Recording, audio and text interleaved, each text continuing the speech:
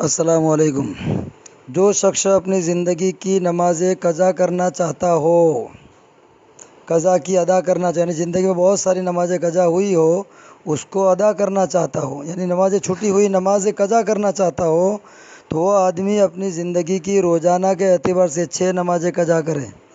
فجر، ظہر، عصر، مغرب، عشاء اور 3 رکعت وتر واجب، یعنی ایک دن کی 6 نمازیں اس کو قضا کرنی ہوگی۔ اس حساب سے اپنی زندگی کا اندازہ لگاوے، جتنی نمازیں قضا ہوئی ہو اتنی نمازیں قضا کرنا شروع کر دے۔ علماء نے ایک مسئلہ یہ بھی لکھا ہے کہ اگر کسی کو اپنی زندگی کی نمازیں یاد نہیں ہے کہ اتنی قضا ہوئی ہے، 1 سال، 2 سال، 5 سال، 10 سال، تو نمازیں قضا کرنا شروع کر دے، اور جب تک اس کا دل مطمئن نہ ہو جاوے کہ میری نماز اب قضا ہو گئی ہوگی، تب تک یہ آدمی اپنی نمازیں قضا کرتا رہے۔ اچھا، قضا نماز ادا کرنے کا طریقہ یہ ہے، جب بھی آدمی قضا نماز پڑھنا شروع کرے تو نیت یہ کرے کہ اللہ، میری زندگی میں جتنی فجر کی نمازیں قضا ہوئی ہے اس میں سے پہلی فجر ادا کرتا ہوں، میری زندگی میں جتنی ظہر کی نمازیں قضا ہوئی ہے اس میں سے پہلی ظہر پڑھتا ہوں، میری زندگی میں جتنی عصر کی نمازیں قضا ہوئی ہے اس میں سے پہلی عصر پڑھتا ہوں،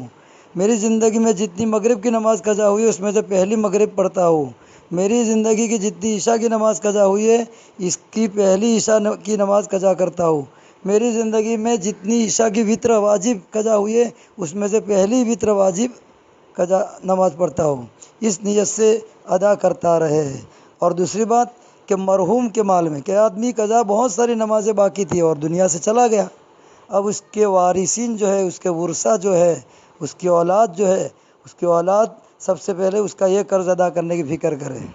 بعد میں مال بانٹنے کی فکر کرے۔ اگر اس کا یہ قرض ادا نہیں کیا تو اس کے ورثہ گنہگار ہوں گے قیامت میں۔ اس لیے کہتے ہیں کہ مرنے والے کا سب سے پہلے اللہ کا قرض ادا کرے، پھر بندوں کا کرے۔ بندوں کا قرض بھی ہے لیکن اللہ کا قرض ادا کرنے کی پہلے فکر کرے،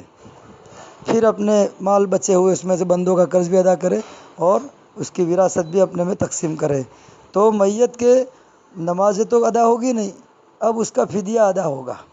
ایک نماز چھٹی ہے تو ایک نماز کا فدیہ 2.25 کلو گوں، صدقہ فطر کی مقدار۔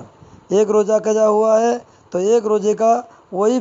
مقدار ہے 2.25 کلو گوں۔ جو گہوں جس قسم کے گہوں اپنے گھر میں کھاتا ہو اس کی قیمت طے کر کے جو زکوٰۃ لیتا ہے، زکوٰۃ کا مستحق ہے، اس کو دیا جاوے،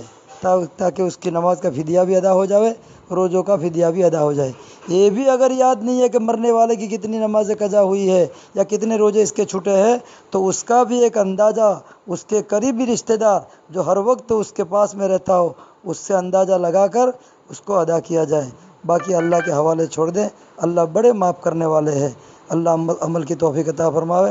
آمین۔ وآخر دعوانا ان الحمد للہ رب العالمین۔